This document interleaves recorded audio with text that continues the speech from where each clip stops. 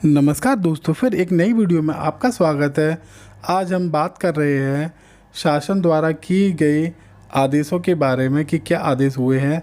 सबसे पहले हम बात करेंगे रसोइया के बारे में, जिसमें रसोइया के मानदेय और सेशन 21-22 में रसोइया का नवीन चयन करना है या फिर पुरानी रसोइया का नवीनीकरण करना है। तो यह हम इस वीडियो में जानेंगे। और डुप्लीकेट स्टूडेंट जो एक से अधिक विद्यालयों में नामांकित हैं, उन स्टूडेंट्स का हमें क्या करना है, इसके बारे में भी हम जानेंगे। और साथ ही साथ मानव संपदा पोर्टल पर सेवा पुस्तिकाओं को अपडेट के बारे में हम जानेंगे कि शिक्षक साथी कब से अपनी सेवा पुस्तिका को बीआरसी से अपडेट करा पाएंगे। और साथ ही मिशन प्रेरणा के अंतर्गत दीक्षा ऐप पर वर्तमान में कौन कौन से प्रशिक्षण कराए जा रहे हैं और उनकी लास्ट डेट क्या है। अगर आप इस चैनल पर पहली बार आए हैं तो इस चैनल को जरूर सब्सक्राइब कर लें। इस चैनल पर आपको बेसिक शिक्षा विभाग से संबंधित वीडियोज और उसके साथ ही तकनीकी सहायता भी दी जाती है। तो चलिए दोस्तों, बिना देरी किए इस वीडियो को शुरू कर लेते हैं। प्रेषक आरपी सिंह, विशेष सचिव उत्तर प्रदेश शासन, सेवा में निदेशक, मध्याह्न भोजन प्राधिकरण उत्तर प्रदेश लखनऊ, बेसिक शिक्षा अनुभाग 4 लखनऊ, दिनांक 14 जुलाई 2021। इसमें विषय कोविड-19 महामारी के दृष्टिगत लॉकडाउन एवं ग्रीष्म अवकाश की अवधि में मध्याह्न भोजन योजना में कार्यरत रसोइयों के मानदेय के भुगतान के संबंध में महोदय उपर्युक्त विषयक अपने पत्र संख्या दिनांक 10/6/21 का कृपया संदर्भ ग्रहण करें, जिसके द्वारा शासनादेश संख्या दिनांक 28/7/21 में दी गई व्यवस्था के अनुसार वित्तीय वर्ष 2021-22 में रसोइया के मानदेय भुगतान किए जाने हेतु स्वीकृति करने का अनुरोध किया गया है। सेकंड पॉइंट, उक्त के संबंध में मुझे यह कहने का निर्देश हुआ है कि वित्तीय वर्ष 2021-22 हेतु कोविड-19 महामारी के दृष्टिगत लॉकडाउन एवं ग्रीष्म अवकाश की अवधि में मध्याह्न भोजन योजना में कार्यरत रसोइयों के मानदेय के भुगतान के संबंध में शासन द्वारा सम्यक विचारोपरांत निम्नवत निर्णय लिया गया है। फर्स्ट, शासनादेश संख्या 24 अप्रैल 2010 के प्रस्तर 6 में दी गई व्यवस्था रसोइयों की संख्या का पुनर्निर्धारण एवं नवीनीकरण / चयन का कार्य कोविड-19 महामारी के दृष्टिगत वर्तमान वित्तीय वर्ष में 2021-22 के लिए स्थगित कर दिया गया है। तो दोस्तों, आपको हम बता दें कि 2021 और 22 में किसी भी रसोइया का नवीन चयन नहीं किया जाएगा। तो दोस्तों, हमारे जो पिछले सेशन में यानी 20-21 सेशन में जो रसोइयाँ थी, उन्हीं रसोइयों को हमें 2021-22 सेशन में कंटिन्यू करना होगा। सेकंड, वित्तीय वर्ष 2020-21 में कार्यरत रसोइयों को कोविड-19 महामारी के दृष्टिगत वित्तीय वर्ष 21-22 में कार्यरत मानते हुए भारत सरकार द्वारा वित्तीय वर्ष 21-22 हेतु अनुमोदित वार्षिक कार्य योजना के अनुसार एक वर्ष में 10 माह का मानदेय भुगतान वित्त विभाग के शासनादेश संख्या दिनांक 11/4/2020 के अनुसार किया जाएगा। थर्ड, कृपया उपयुक्त अनुसार अग्रतर आवश्यक कार्रवाई कराने का कष्ट करें। भवदीय आरपी सिंह, विशेष सचिव। तो दोस्तों, इसमें यही कहा गया है कि जो रसोइया सेशन 20-21 में थी, उन्हीं को सेशन 21 और 22 में कंटिन्यू करना है। सेशन 21-22 में हमें कोई भी नवीन रसोइया का चयन नहीं करना है। तो अब हम अगले आदेश पे चलते हैं। तो अगला आदेश महानिदेशक स्कूल शिक्षा एवं राज्य परियोजना निदेशक कार्यालय की तरफ से है। प्रेषक राज्य परियोजना निदेशक समग्र शिक्षा उत्तर प्रदेश राज्य परियोजना कार्यालय लखनऊ, सेवा में जिला बेसिक शिक्षा अधिकारी समझ जनपद लखनऊ मंडल। विषय लखनऊ मंडल के परिषदीय विद्यालयों और सहायतित विद्यालयों में आधार कार्ड धारक छात्र छात्राओं के आधार प्रमाणीकरण एवं आधार सीडिंग के लिए एवं आधार सीडिंग किए जाने पर आधार वॉल्ट में 40,636 डुप्लीकेट छात्र छात्राओं की सूची सही / डिलीट किए जाने के संबंध में महोदय कृपया उपरोक्त विषयक श्री टॉन इंडिया लिमिटेड के पत्र संख्या दिनांक 10/6/21 का संदर्भ ग्रहण करें, जिसके माध्यम से लखनऊ मंडल के समस्त जनपद के बीआरसी वार छात्र छात्राओं के आधार प्रमाणीकरण एवं आधार कार्ड विहीन छात्र छात्राओं के आधार नामांकन का कार्य श्री टोन इंडिया लिमिटेड द्वारा किया जा रहा है। लखनऊ मंडल के समस्त जनपदों की सूचना आधार वॉल्ट में श्री टोन इंडिया लिमिटेड द्वारा संकलित की जाने के पश्चात कुल 40,636 डुप्लीकेट छात्र छात्राओं की सूचना प्राप्त हुई है।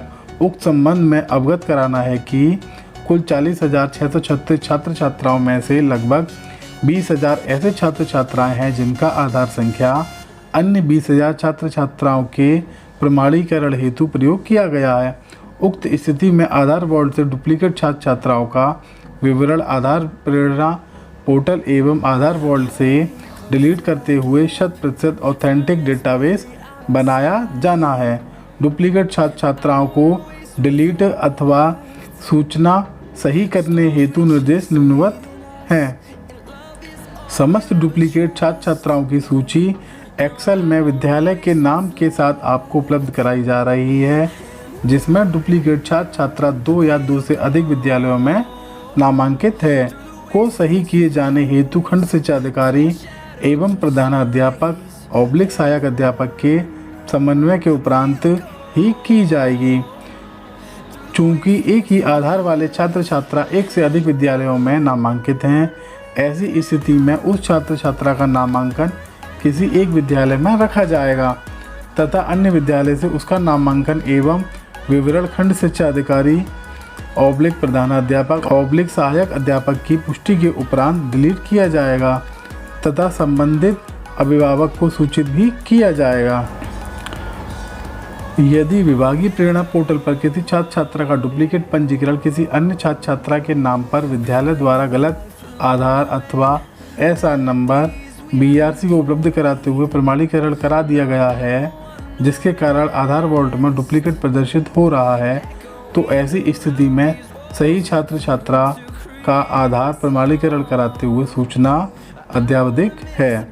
उक्त संबंध में आपको निर्देशित किया जाता है कि पत्र के साथ संलग्न विद्यालय वार कुल 40,636 छात्र डुप्लीकेट छात्र छात्राओं की सूची का भलीभांति अवलोकन करते हुए त्रुटिपूर्ण छात्र छात्राओं का deletion Shri tone India limited Uttar Pradesh से समन्वय स्थापित कर 1 सप्ताह के अंदर पूर्ण कराते हुए प्रमाणीकरण इस कार्य को लुप्त कराना सुनिश्चित करें। भवदीय विजय किरण आनंद, राज्य परियोजना निदेशक।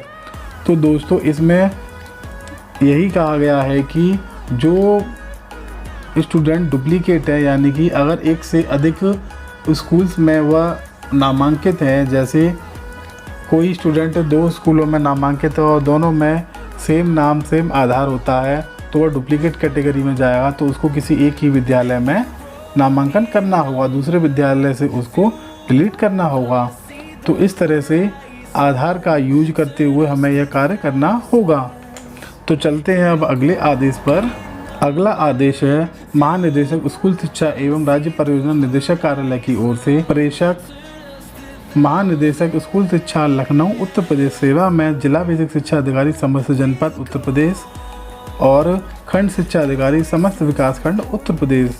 विषय प्रधानाध्यापकों तथा सहायक अध्यापकों की सेवा पुस्तिकाएं मानव संपदा पोर्टल पर अद्यतन अपडेट करने के संबंध में महोदय शासनादेश संख्या दिनांक 13 मई 2021 के द्वारा सेवा पुस्तिका का रखरखाव ऑनलाइन करने हेतु आदेशित किया गया है। साथ ही परिषदीय विद्यालयों के प्रधानाध्यापकों सहायक अध्यापकों की सेवा संबंधी मैनुअल अभिलेखों की मान्यता समाप्त कर दी गई है। प्रधानाध्यापकों तथा सहायक अध्यापकों की सेवा पुस्तिकाएं मानव संपदा पोर्टल पर अद्यतन अपडेट तथा सही होने के संबंध में राज्य परियोजना कार्यालय द्वारा IVRS कॉल के माध्यम से शिक्षकों से फीडबैक लिया गया। प्राप्त फीडबैक से यह संज्ञानित हुआ कि शिक्षकों को अपनी सेवा पुस्तिका अद्यतित कराने में समस्याओं का सामना करना पड़ रहा है। यह स्थिति अत्यंत निराशाजनक है। उक्त शासनादेश के 100% अनुपालन को सुनिश्चित करते हुए सभी जिलों में 26 जुलाई 2021 से 7 अगस्त 2021 तक अभियान चलाकर मानव संपदा पोर्टल पर सेवा पुस्तिका सभी जिलों में 26 जुलाई 2021 से 7 अगस्त 2021 तक अभियान चलाकर मानव संपदा पोर्टल पर सेवा पुस्तिका अद्यतित करने का कार्य 100% पूर्ण कराया जाए। इस अवधि में जिला बेसिक शिक्षा अधिकारी नियमित रूप से अनुश्रवण करेंगे कि उनके जनपद में सभी विकास खंडों में सेवा पुस्तिकाएं अपडेट हो चुकी हैं। 7 अगस्त 2021 के बाद विभाग द्वारा पुनः IVRS कॉल के माध्यम से फीडबैक लिया जाएगा तथा जहां पर शिक्षकों को समस्या का सामना करने संबंधी स्थितियां संज्ञानित होंगी को गंभीरता से लेते हुए उत्तरदायित्व निर्धारित किया जाएगा। विजय किरण आनंद, महानिदेशक स्कूल शिक्षा। तो दोस्तों, इस आदेश में बेसिक शिक्षा अधिकारी और खंड शिक्षा अधिकारियों को निर्देशित किया गया है कि प्रधानाध्यापक और सहायक अध्यापकों की जो ऑनलाइन सेवा पुस्तिकाएं हैं उनको अपडेट करने के लिए निर्देशित किया गया है। जिन शिक्षक साथियों की सेवा पुस्तिका अभी तक अपडेट नहीं हुई है वो 26 जुलाई से 7 अगस्त के बीच में अपनी सेवा पुस्तिका BRC पर संपर्क करते हुए जरूर अपडेट करा लें। अगला आदेश है, इसमें महानिदेशक स्कूल शिक्षा एवं राज्य परियोजना निदेशक की ओर से सेवा में जिला बेसिक शिक्षा अधिकारी समस्त जनपद उत्तर प्रदेश, विषय मिशन प्रेरणा के अंतर्गत विद्यालय नेतृत्व विकास कार्यक्रम के 5वां SLDP course teacher motivation course समस्त SRG, ARP एवं हेड टीचर्स द्वारा पूर्ण कराए जाने के संबंध में। महोदय, आप अवगत है कि मिशन प्रेरणा के अंतर्गत विद्यालय नेतृत्व विकास कार्यक्रम का संचालन किया जा रहा है। उक्त कार्यक्रम के तहत हेड टीचर्स में नेतृत्व क्षमता के संवर्धन, विभिन्न प्रकार के विषयों पर क्षमता वर्धन एवं विद्यालयों को बेहतर प्रदर्शन करने में सहयोग हेतु प्रत्येक माह SLDP कोर्स की दीक्षा ऐप के माध्यम से प्रेषित किया जाता है।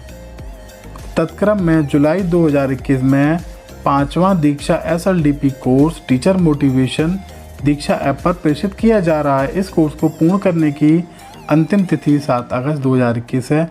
5वां दीक्षा SLDP कोर्स टीचर मोटिवेशन से संबंधित जानकारी।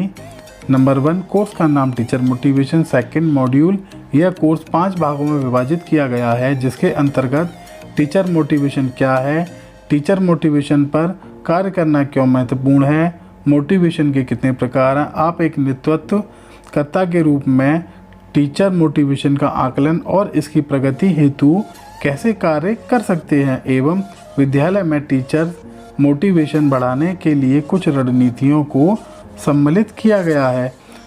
थर्ड, समय अवधि।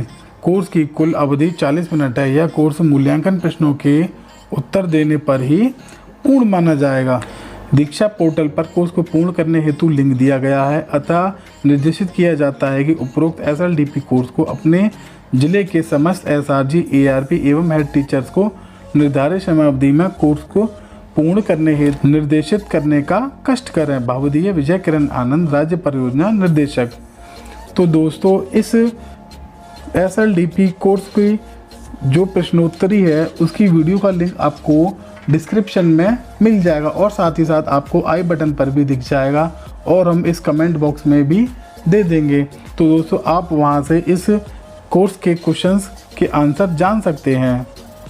और दोस्तों, दीक्षा ऐप में अभी 6 मॉड्यूल और भी चल रहे हैं जिनको आपको 31 जुलाई तक पूर्ण करना है। जो यह 6 मॉड्यूल हैं इनको सभी शिक्षा मित्र साथी, शिक्षक साथी या प्रधानाध्यापक सभी को यह 6 मॉड्यूल करने हैं, तो आप उनको भी समय से पूर्ण कर लें। तो दोस्तों, इस वीडियो में इतना ही।